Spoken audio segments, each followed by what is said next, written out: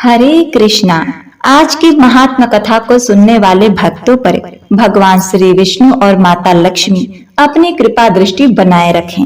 आज आषाढ़ मास कृष्ण पक्ष की द्वितीया तिथि जो सुबह 7:38 से शुरू होगा, जो पूरा दिन पूरी रात रहेगी। और आज दिन है बुधवार। बुधवार को अभिजीत मुहूर्त नहीं होता। ब्रह्म मुहूर्त सुबह के 4:06 से लेकर सुबह के 4:47 तक रहेगा। विजय मुहूर्त है दोपहर के 2:44 से लेकर दोपहर के 3:40 तक। दिशाशूल उत्तर दिशा है। उत्तर दिशा की ओर न जाएं, बहुत जरूरी है दिशा में जाना। तो धनिया तिल की बनी कोई भी खाद्य वस्तु, इलायची या फिर पिस्ता खाकर अपना यात्रा प्रारंभ करें। बुधवार के दिन बालों से संबंधित कोई वस्तु हो सके तो न खरीदें। टूथपेस्ट आदि भी न लें। किसी को हो सके तो आज के दिन पैसा उधार न दें। आपको धन से संबंधित हानि हो सकती है।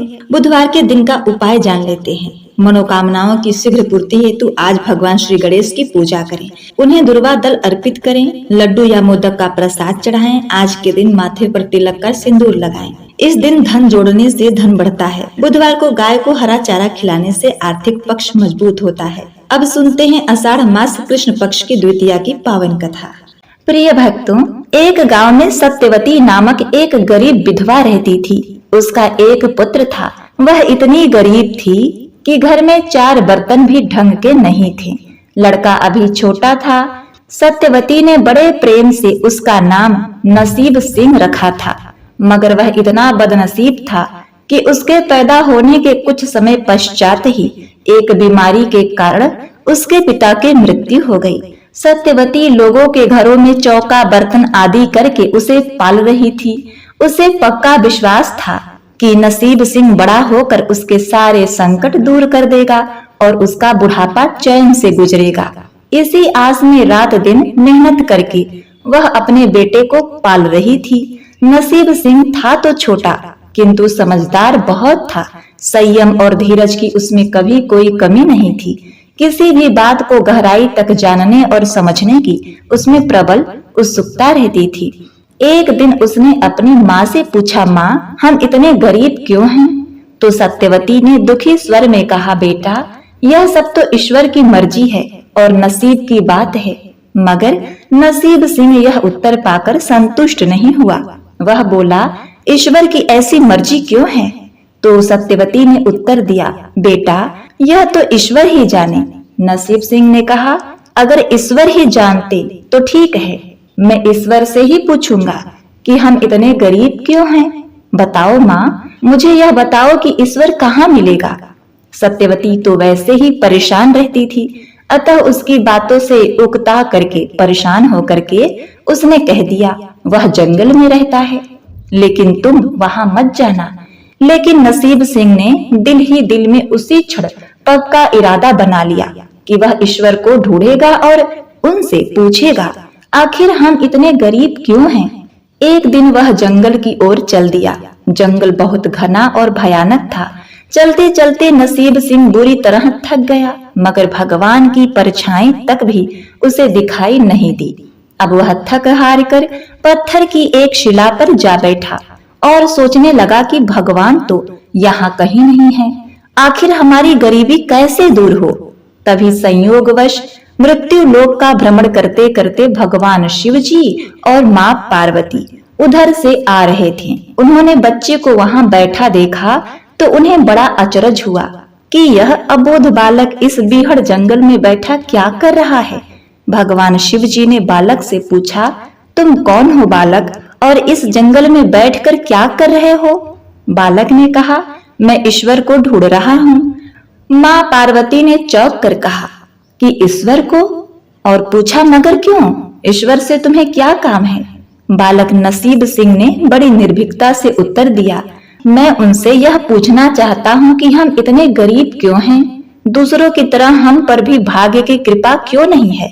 माँ पार्वती और भगवान शिव उस बच्चे का साहस देखकर बहुत प्रसन्न हुए। माँ पार्वती तो करुणा की सागर हैं। उन्हें उस बच्चे पर बड़ी दया आई और भगवान शिव से बोली, प्रभु, इस बालक की कुछ मदद कीजिए। भगवान शिव ने कहा, हम कुछ नहीं कर सकते देवी, क्योंकि इसके भाग्य में यही सब लिखा है। भाग्य देवता के खेल के अनुसार इसे ऐसा ही जीवन भोगना पड़ेगा। माँ पार्वती हट करने लगी। नहीं नहीं स्वामी, आपको इस बालक की कुछ मदद अवश्य करनी होगी। भगवान शिव ने कहा, जिद न करो पार्वती, यदि हम उसे कुछ दे भी देंगे तो भी वह उसके पास नहीं रहेगा। इसे वैसा ही जीवन जीने दो जैसा भाग्य देव चाहते हैं। माँ पार्वती ने कहा, नहीं प्रभु, इसकी गरीबी दूर करने के लिए आपको इस पर कृपा करनी होगी। जब माँ पार्वती जिद करने लगी तो भगवान भोले शंकर ने उस बच्चे को एक बड़ी ही कीमती हार दिया। हार पाकर नसीब सिंह बहुत ही प्रसन्न हुआ और प्रसन्नता पूर्वक अपने घर को चल दिया। माँ पार्वती इस बात से संतुष्ट थी कि उन्होंने एक अबोध बालक की सहायता की और अब उसके दिन सुख से कटेंगे। लेकिन त्रिकालदर्शी भोलेनाथ सब जानते थे कि यह हार उसके पास रहेगा ही नहीं। अब रास्ते में चलते चलते नसीब सिंह के पेट में अचानक दर्द उठा और वह शौच के लिए इधर उधर देखने लगा। उसने भगवान शिव का दिया हुआ हार एक पत्थर की शिला पर रख दिया और झाड़ियों के पीछे चला गया। तभी एक चील कहीं से उड़ती हुई आई और उस हार को उठाकर उड़ गई। अरे मेरा हार, अरे मेरा हार। सब कुछ भूल कर लड़का चील के पीछे चिल्लाता हुआ भागा, मगर कब तक वह चील का पीछा करता और कैसे उसे पकड़ता। एकाध बार पत्थर उठाकर उसने चील को मारने की कोशिश की, किंतु चील अधिक ऊंचाई पर थी। कुछ ही पलों में चील उसकी नजरों से ओझल हो गई तो वह बड़ा ही दुखी हुआ और रोते रोते अपने घर की ओर चल दिया। घर पहुंचकर उसने माँ को सारी बात बताई, मगर सत्यवती को उसकी बात पर बिल्कुल भी विश्वास नहीं हुआ। हाँ, उसकी बात सुनकर थोड़ी उदास अवश्य हो गई, लेकिन नसीब सिंह अपनी माँ की उदासी देखकर हतोत्साहित नहीं हुआ। उसने मन ही मन निर्णय लिया कि वह कल फिर से वहीं जाएगा और भगवान शिव और माँ पार्वती को अपनी विपदा सुनाएगा। उसका विश्वास था कि भगवान शिव उस धूर्त चील को अवश्य ही दंड देंगे। अब इधर भगवान शिव जी ने माँ पार्वती से कहा, देखो देवी, उसके पास कल वाला हार नहीं रहा। उसे एक चील लेकर उड़ गई है और दूसरा हार पाने व उस चील को दंड दिलाने की इच्छा के लिए वह लड़का आज फिर आया है। माँ पार्वती ने फिर भगवान शिव से प्रार्थना की, हे भोलेनाथ, आप चाहें तो चील को दंड दें या न दें, किंतु इस बालक की सहायता अवश्य करें, इसकी निर्धनता दूर करे प्रभु। शिव जी ने कहा, देवी, हम अब कुछ नहीं कर सकते। यदि तुम जिद करती हो तो हम ब्रह्मदेव से कहते हैं, वही इस बालक की कुछ सहायता करेंगे। यह कहकर भगवान शिव जी ने ब्रह्मा जी को बुलाया और सारी बात कहकर सुनाया कि आप इस बालक की कुछ मदद करें। तब ब्रह्मा जी ने बालक को हीरे की एक अंगूठी दे दी। लड़के ने अंगूठी जेब में रखी और खुशी खुशी अपने घर की ओर चल दिया। उसने सोच लिया था कि वह अब एक पल के लिए भी अंगूठी को अपने से अलग नहीं करेगा। फिर रास्ते में चलते चलते अचानक उसे प्यास लगी। वह सरोवर के किनारे पहुंचा और जैसे ही वह चुल्लू भर पानी पीने के लिए झुका, वैसे ही उसके जेब से अंगूठी निकलकर पानी में जा गिरी और इससे पहले कि वह उठाता, एक मछली उसे निगल गई। नसीब सिंह फिर रोते रोते घर आया और माँ को सारी बात सुनाई। माँ ने उसे दिलासा देते हुए कहा, बेटा, जब तक भाग्य में नहीं है तब तक कोई भी चीज नहीं रुकेगी। जब भाग्य देवता खुश होंगे तो मिट्टी भी सोना बन जाएगी, मगर इस प्रकार किसी के देने से हमारी गरीबी दूर नहीं होगी बेटे। उसे समझाकर माँ अपने काम में लग गई, मगर नसीब सिंह हार मानने वाला नहीं था। उसने मन ही मन सोच लिया, तीसरे दिन कल फिर से वहीं जाएगा। तीसरे दिन वह फिर उसी जंगल में जा पहुंचा। भगवान शिव और माँ पार्वती उसका यह साहस देखकर बड़े प्रसन्न हुए। शिव जी ने इस बार ब्रह्मा जी के पास जाकर बात की कि वह बालक बड़ा साहसी है, उसका कुछ उद्धार करना चाहिए। तब ब्रह्मा जी ने सलाह की कि हमें भगवान श्रीहरि के पास जाना चाहिए, वही इसका कोई हल बताएंगे। पूरी बात सुनकर भगवान श्री विष्णु ने नसीब सिंह को एक हीरे की पोटी दी। हीरे की पोटली पाकर वह बहुत खुश हुआ और इस प्रकार बिना कहीं रुके उसने सीधे अपने घर जाने का निश्चय किया, क्योंकि 2 बार उसकी चीजें खो चुकी थी। अब वह घर पहुंचा तो उसकी माँ घर पर नहीं थी। अतः नसीब सिंह ने हीरे की पोटली एक लोटे में रखकर एक कोने में छिपा दिया और अपनी माँ को ढूंढने निकल पड़ा। वह मन ही मन सोचने लगा कि अब माँ को किसी के घर काम करने की क्या आवश्यकता, अब तो वह अमीर बन जाएगा, धनवान हो जाएगा। उधर पीछे से चोर उसके घर में घुसे और जो भी सामान हाथ में लगा लेकर भाग निकले। उस सामान में वह लोटा भी था जिसमें हीरे रखे थे। जब चोर उसके घर से चोरी करके भाग गए तो वह माँ के साथ वापस आया तो देखा कि हीरे गायब हैं। इतना ही नहीं, घर का दूसरा सामान भी गायब था। अब तो उसकी माँ को बड़ा क्रोध आया। वह बोली, क्यों मुझे नई नई कहानियां सुनाकर पागल बनाते हो? सारा दिन आवारा बच्चों की तरह इधर उधर भटकते रहते हो और शाम को पिटाई के डर से कोई नई कहानी सुना देते हो। माँ की डांट सुनकर लड़का रोने लगा। वह तो केवल इतना ही जानता था कि जो कुछ भी उसने माँ को बताया था वह सत्य था।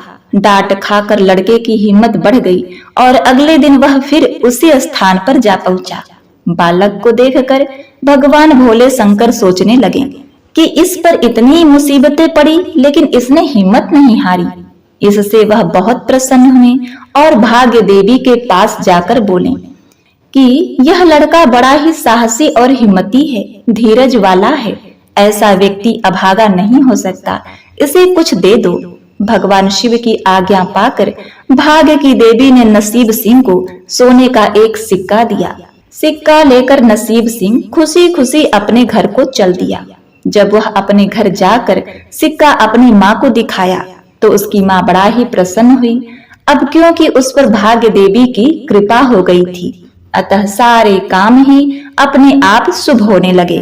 दूसरे दिन ही एक मछली वाला उसके गांव में मछली बेचने आया तो लड़के ने वही सिक्का देकर मछली खरीद ली। उसकी माँ ने मछली का पेट चीरा तो वह अंगूठी निकली जो ब्रह्मदेव ने उसे दी थी और जो उसकी जेब से तालाब में गिर गई थी। माँ ने अंगूठी संभाल कर रख ली और नसीब सिंह से बोली, जा बेटा जंगल से थोड़ी लकड़ियां ले आ, आज घर में ईंधन बिल्कुल नहीं है। लड़का कुल्हाड़ी लेकर जंगल की ओर चल दिया। वहां जाकर जिस पेड़ पर लकड़ी काटने के लिए चढ़ा वहां उसी चील का घोंसला था जो उसका हार उठाकर ले गई थी। लड़के ने देखा कि चील कहीं आसपास नहीं थी। नसीब सिंह ने अपना हार उठा लिया और जो भी थोड़ी बहुत लकड़ियां पेड़ के आसपास पड़ी थी वही उठाकर घर की ओर चल दिया। माँ हार पाकर बड़ा ही खुश हुई। अब तो देखते ही देखते उसके दिन बदल गए। घर में किसी चीज का अभाव नहीं रहा।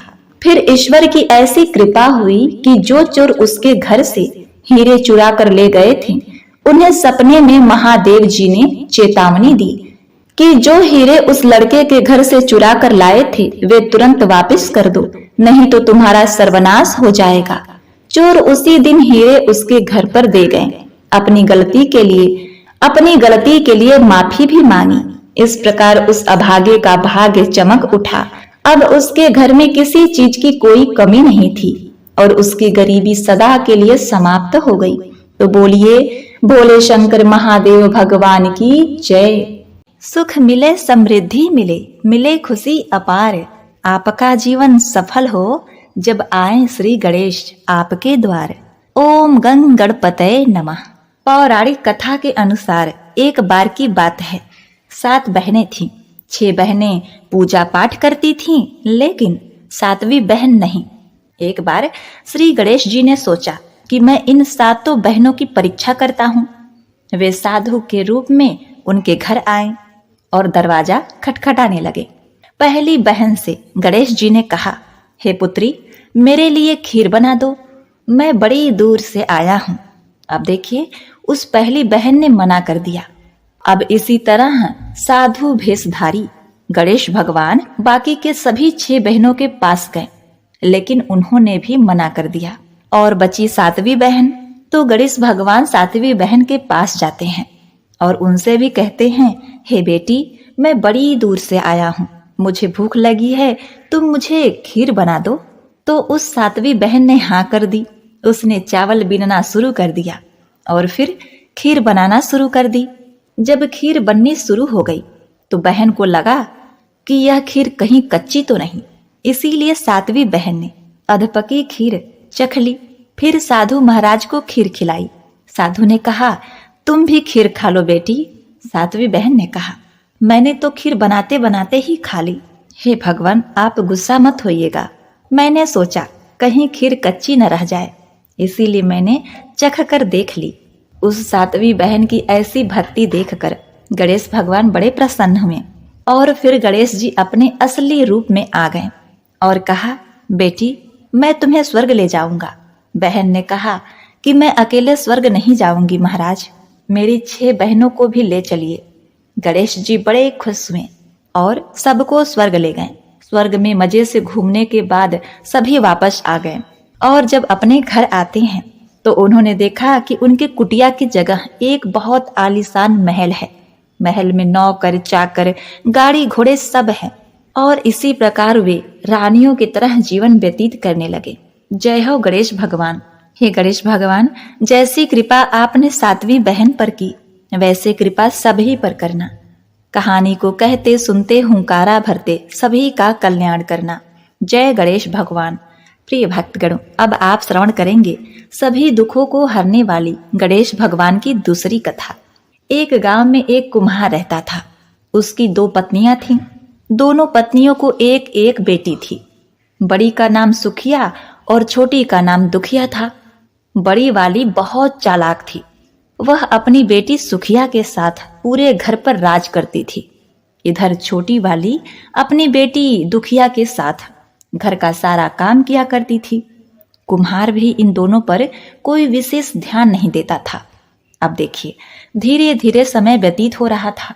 एक दिन की बात है, कुम्हार की तबीयत बहुत खराब हो गई और उसने दुखिया को बुलाया और धीरे से एक गणेश जी की मूर्ति अपने बेटी को थमा दिया। गणेश भगवान की उस मूर्ति को उस कुम्हार ने अपने हाथों से बनाया था। कुम्हार ने कहा, बेटी, मेरे पास तुम्हें देने के लिए बस यह गणेश जी की मूर्ति है, सो मैं तुम्हें दे रहा हूँ। इन्हें रोज भोग लगाना और इनकी पूजा करना, तुम्हारा कल्याण होगा। इतना कहते ही कुम्हार की मौत हो गई। बड़ी वाली पत्नी ने चालाकी से सारी संपत्ति हड़प ली और छोटी वाली को घर से निकाल दिया। छोटी वाली अपनी बेटी दुखिया के साथ सूत काट कर कपड़े बुनकर बेचती और जो पैसा मिलता उससे वो अपना जीवन यापन किया करती थी। एक दिन की बात है, दुखिया की माँ ने अपने बेटी से कहा कि तुम रुई का ध्यान रखना, यह रुई सूख जाए तो घर में ले जाकर रख देना। उस समय दुखिया गणेश भगवान को भोग लगा रही थी। गणेश भगवान को भोग लगाकर वह रुई का ध्यान रखने लगी। तभी हवा का तेज झोंका आया और दुखिया के सारे रुई उड़ा ले गए। दुखिया चिंतित हो गई कि अब माँ को क्या जवाब दूंगी। उसी समय गणेश भगवान प्रकट हो गए और दुखिया से कहा, हे बेटी, तुम्हें तुम्हारी रुई वापस मिल जाएगी, तुम मेरे पीछे पीछे आओ। दुखिया गणेश जी के पीछे पीछे चल पड़ी। रास्ते में उसे एक गाय मिली। गाय बोली, बेटी, मेरे चारों ओर गोबर बिखरे पड़े हैं, तुम जरा इन्हें साफ कर दोगी। प्रिय भक्तों, मेहनत और दूसरों की सेवा करने की आदि दुखिया अपने स्वभाव के अनुसार गोबर साफ करने लगी। उसके बाद गाय के आगे उसने घास का एक बड़ा सा गट्ठर रख दिया और पानी भरी बाल्टी भी रख दी। तब गाय माता ने कहा, बेटी, आते समय मुझसे मिलते जाना। अब दुखिया आगे बढ़ती है। आगे जाते जाते एक केले का पेड़ पड़ता है। केले के पेड़ ने कहा, बेटी, मेरे पेड़ के नीचे बहुत सारे खरपतवार हैं और मेरी टहनी नीचे की तरफ झुक गई है, तुम इसे सीधा कर दो और मेरे खरपतवार को साफ कर दो। दुखिया ने केले के पेड़ के आग्रह पर उसके नीचे गिरे सभी पत्तों को हटाया, एक टहनी की मदद से पेड़ को सीधा किया और फिर वह केला बोला, हे बेटी, तुम यदि वापस आना तो मुझसे मिलते हुए जाना। दुखिया ने कहा, ठीक है पेड़ महाराज। अब दुखिया आगे बढ़ी। आगे जाते जाते एक घोड़ा मिला जो खूंटी से बंधा हुआ था। घोड़े ने कहा, बेटी मैं बहुत दिनों से भूखा हूं, कुछ खाने को दे दो। दुखिया ने उसे घास काटकर खिलाया और पानी पिलाया। आगे बढ़ने पर एक चांदी सी सफेद बालों वाली बुढ़िया माई मिली जो चांद की मां थी। गणेश भगवान ने दुखिया को इशारा किया कि जाकर इन्हीं बुढ़िया माई से अपनी रुई मांग ले। दुखिया ने बुढ़िया माई के चरण स्पर्श किए और अपनी रुई मांगी। बुढ़िया माई बोली, रुई मिलेगी, लेकिन पहले अंदर जाकर बालों में तेल लगाकर तालाब में नहा, इसके पश्चात नई साड़ी पहनकर खाना खाकर आ। दुखिया बूढ़ी माई के घर के अंदर चली गई और बालों में तेल लगाकर ज्यों ही उसने तालाब में डुबकी लगाई, चमत्कार हो गया। वह परी की तरह सुंदर बन गई। दूसरी डुबकी लगाई तो उसका शरीर गहनों से लद गया।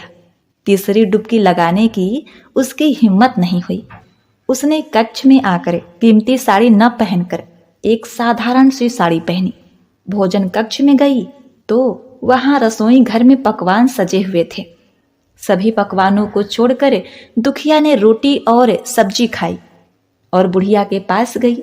बुढ़िया माई ने उसे उसका रुई वापस लौटा दिया और अपने पास रखे 2 डब्बों में से एक डब्बा उपहार स्वरूप ले जाने को कहा।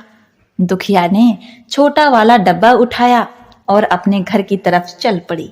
रास्ते में लौटते समय घोड़े ने उसे सोने के असरफियों से भरा घड़ा दिया। जब केले के पास पहुंची तो केले के पेड़ ने सोने के केले का एक गुच्छा दिया। गाय ने उसे बछिया दी। इतने सारे नायाब उपहार लेकर दुखिया खुशी खुशी घर आई। दुखिया ने उपहार में मिला डब्बा खोला तो उसमें से दिव्य रूपी एक सुंदर सा राजकुमार प्रकट हुआ। उसने दुखिया से विवाह कर लिया।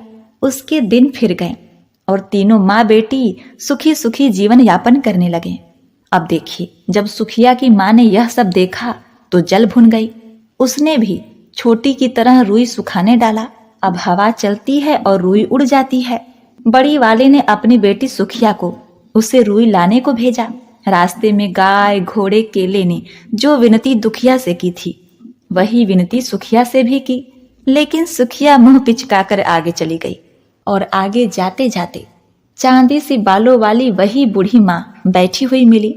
उसने बुढ़िया माई से अपनी रुई ऐसे मांगी जैसे वो आदेश दे रही हो। बुढ़िया माई ने कहा, अरे बेटी गुस्सा क्यों होती हो? मेरे घर के अंदर जाओ और बालों में तेल लगाकर तालाब में डुबकी लगा लो और सुंदर वस्त्र पहनकर भोजन करके चली आना।